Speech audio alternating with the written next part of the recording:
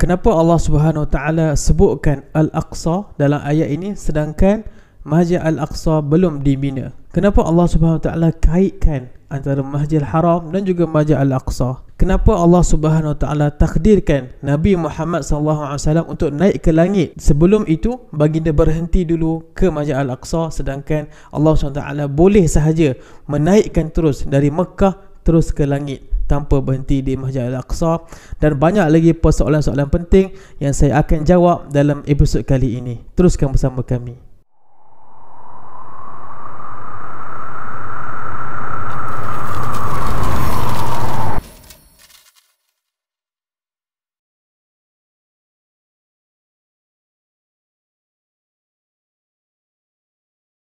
Assalamualaikum warahmatullahi wabarakatuh. Alhamdulillah, kita dah sampai ke episod yang ke-15 dalam siri Kembara 30.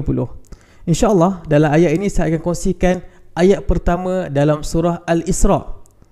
Ayat ini merupakan ayat pembuka kepada surah Al-Isra, yang mana ia menceritakan tentang kehancuran dan juga kerosakan Bani Israel daripada awal sampailah ke penghujungnya. Bila penghujungnya? InsyaAllah di zaman sekarang, yang mana akan jatuhnya, akan musnahnya negara haram Zionis. Tetapi itu berkisar tentang surah Al-Isra. Dalam episod kali ini saya hendak kongsikan kepada anda ayat pertama sahaja dalam surah Al-Isra ini. Ayat pertama ini sahaja pun mempunyai banyak pengajaran, banyak rahsia-rahsia yang boleh kita kupaskan bersama. Yang pertama sekali, kenapa Allah Subhanahu Wa Taala, sebelum itu saya belum lagi baca ayat tersebut. Subhanalladzi asra bi'abdihi lailan minal masjidil haram ilal masjidil aqsa alladzi barakna haulah linuriyahu min ayatina innahu was-sami'ul basir.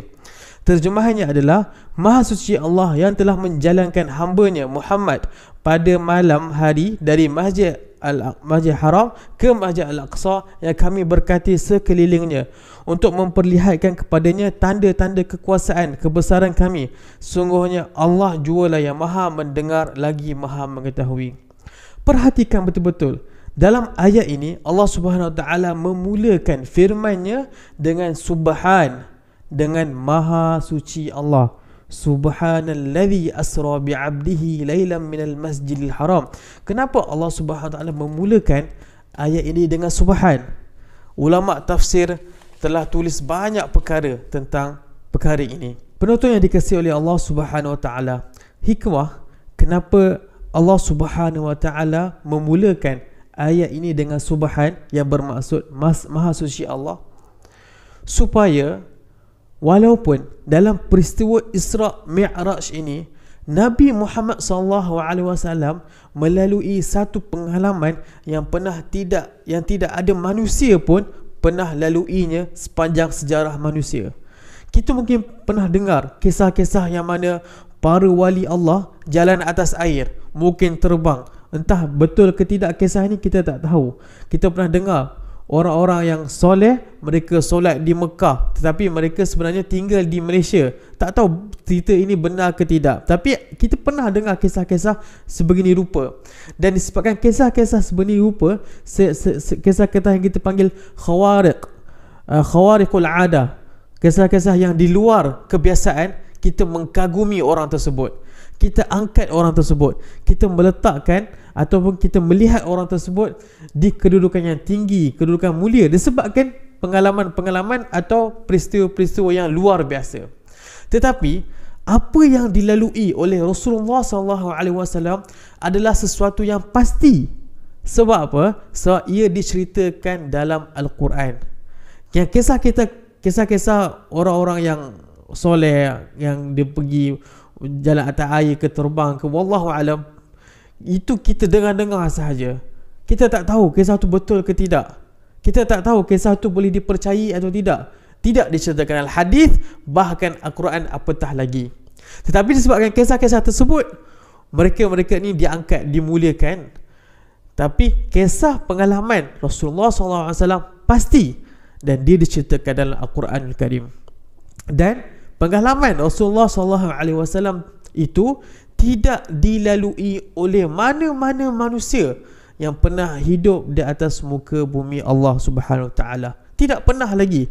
Dalam satu malam, baginda sallallahu alaihi wasallam dari Masjidil Haram ke Masjid Al-Aqsa beribu-ribu kilometer dengan hanya satu malam sahaja. Bukan takat itu, malah baginda sallallahu alaihi wasallam naik ke langit dan berjumpa dengan para nabi, berjumpa dengan para malaikat, siap dilihatkan lagi neraka dan syurga.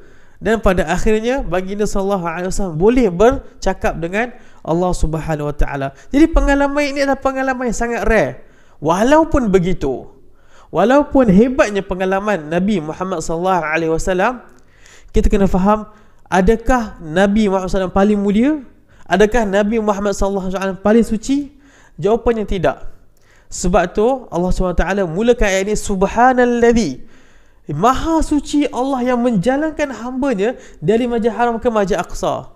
Yang paling suci adalah Allah Subhanahu Wa Taala. Itulah hikmahnya kenapa ayat ini bermula dengan Subhanalladzi asra bi'abdihi lailan minal Masjidil Haram ilal Masjidil Aqsa. Yang paling suci, yang paling mulia, yang paling agung tetap Allah Subhanahu Wa Taala.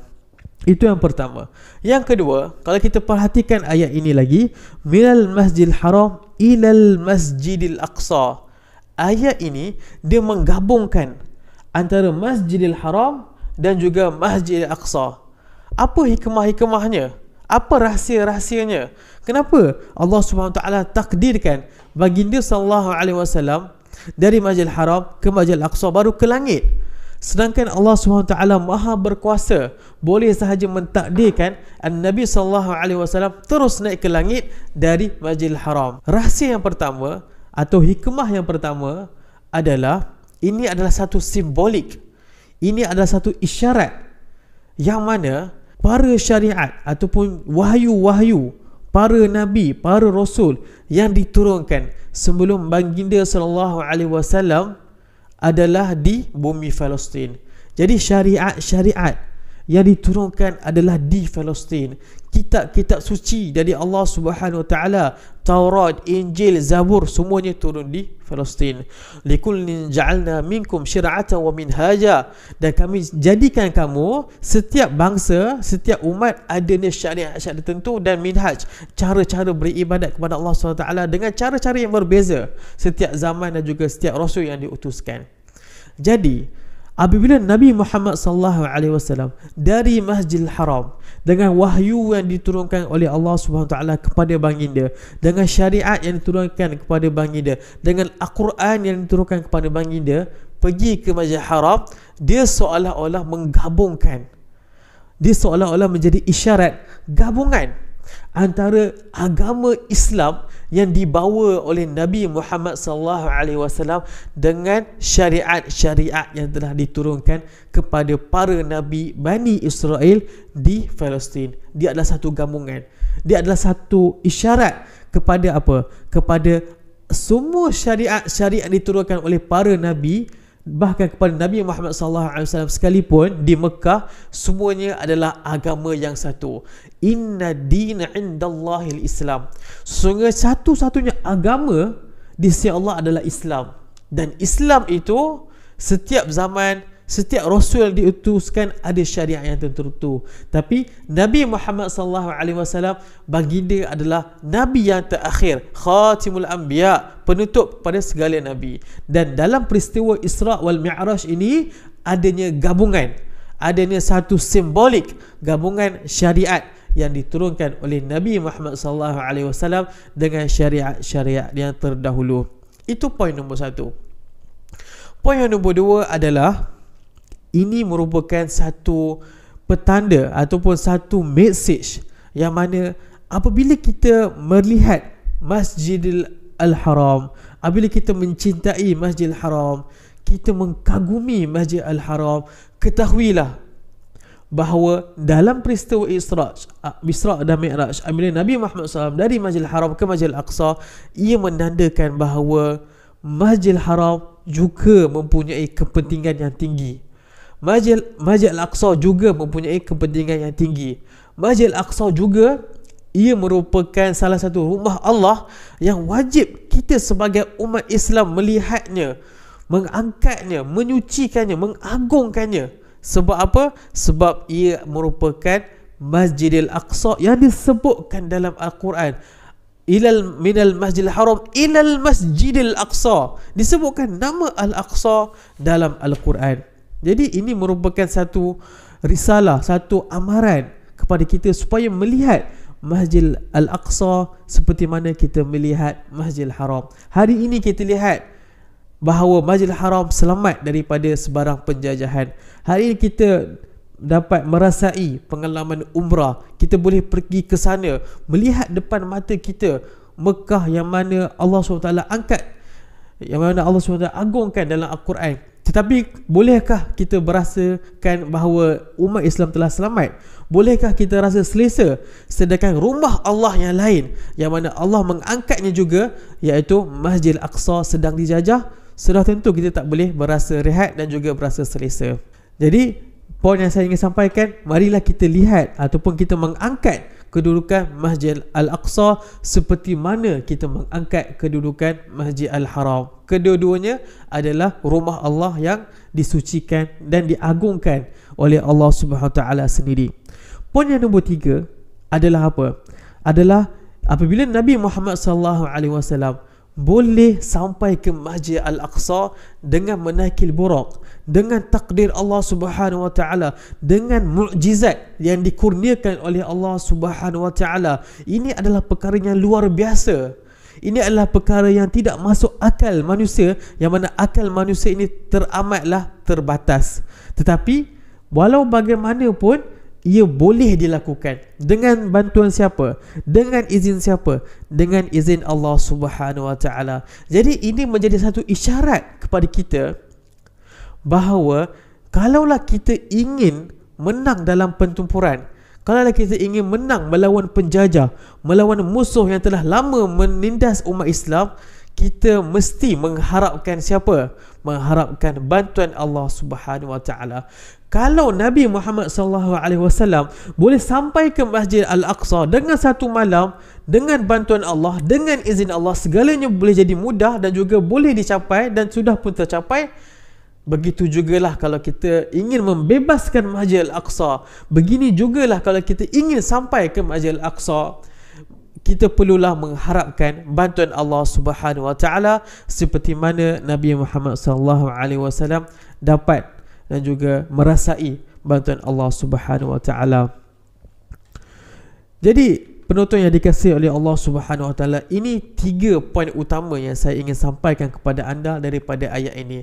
Tetapi saya ingin tambah lagi satu poin, satu isi yang mana saya ingin tanya penonton yang dikasihi oleh Allah Subhanahu Wa Taala. Kalau kita perhatikan dalam ayat ini sebutkan ilal Masjidil Aqsa, ke Masjid Al-Aqsa.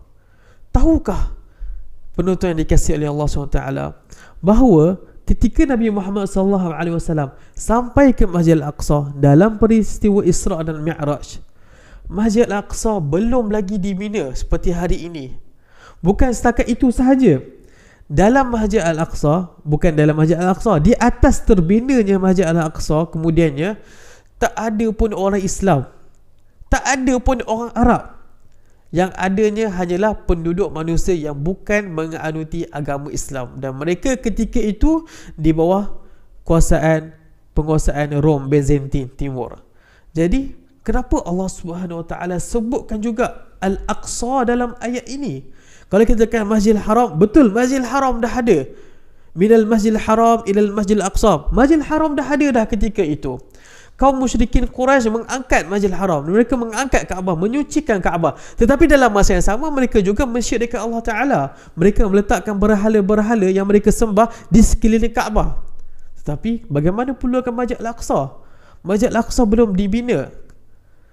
Jawapannya adalah Allah Subhanahu Wa Taala memberikan nama Masjid Al-Aqsa. Bahkan sebutkan dalam firman Allah Ta'ala ini, nama Masjid Al-Aqsa sempena tanah yang Nabi Muhammad SAW tiba di malam peristiwa Isra' dan Mi'raj di Palestin. Tanah itulah pernah terbinanya Masjid Al-Aqsa sebelum waktu itu. Waktu bila? waktu zaman Nabi Ibrahim AS. Nabi Ibrahim adalah yang awal membina Masjid Al-Aqsa. Ada pandangan yang mengatakan Nabi Adam, ada yang pandangan yang mengatakan malaikat. Terserahlah kepada penonton yang dikasihi ingin memilih pandangan yang mana. Tetapi apa yang saya ingin sampaikan kepada anda, sebelum peristiwa Isra' dan Mi'raj, tanah itu pernah terbinanya Masjid Al-Aqsa. Dan selepas ia dibina, dia dimusnahkan oleh penjajah luar, orang-orang luar yang datang ke Palestin. Kemudian mengambil iktibar juga ataupun mengambil sempena juga kenapa Allah Ta'ala menamakan tempat itu sebagai Masjid Al-Aqsa, sebab Allah Ta'ala tahu bahawa selepas wafatnya Nabi Muhammad SAW akan terbinanya sekali lagi Masjid Al-Aqsa oleh orang Islam. Akan terbinanya selepas Nabi Muhammad SAW wafat Masjid Al-Aqsa. Jadi mengambil iktibar ataupun bersempenakan dua perkara. Yang pertama adalah sebelum peristiwa Isra' dan Mi'raj, tempat itu adalah tempat terbina dia Masjid Al-Aqsa.